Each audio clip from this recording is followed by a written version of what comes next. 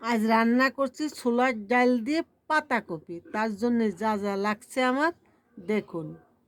ছোলার ডালে পাতাকপি লাগছে, এই যে ছোলার ডাল, এই যে ছোলার ডাল লাগছে, কিছুটা চালের গুঁড়ি লাগছে, কিছুটা চিনি, এই পাতাকপি আমি কুচিয়ে নিয়ে আসছি, লাগছে চিলি ফ্লেক্স, লাগছে আমার এই যে চিলি ফ্লেক্স, লাগছে আমার একটু জয়ত্রী সামান্য, লাগছে ঘি বা তেল,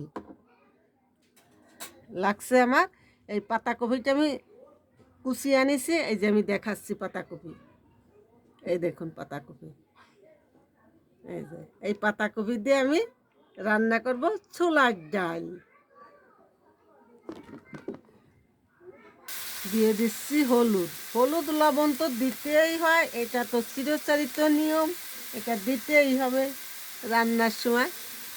এই দিয়ে দিচ্ছি লবণ,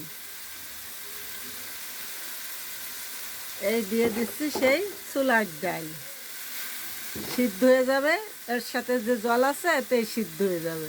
দেখুন দিয়ে দিচ্ছি কিছুটা সেই চিলি ফ্লেক্স, আমি ঢেকে দেবো, এই ঢেকে দিচ্ছি, নরম হয়ে যাবে, ঢেকে দিলাম, নরম হয়ে যাবে। একটু চিনি দিয়ে দিলাম, এটা আমার নরম হয়ে গেছে, দেখুন এই যে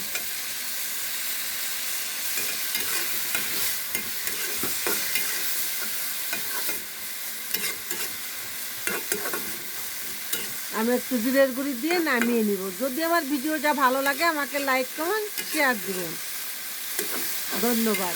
আমি সবিতা কুকিং হাউস থেকে জানাচ্ছি অনেক অনেক ভালোবাসা।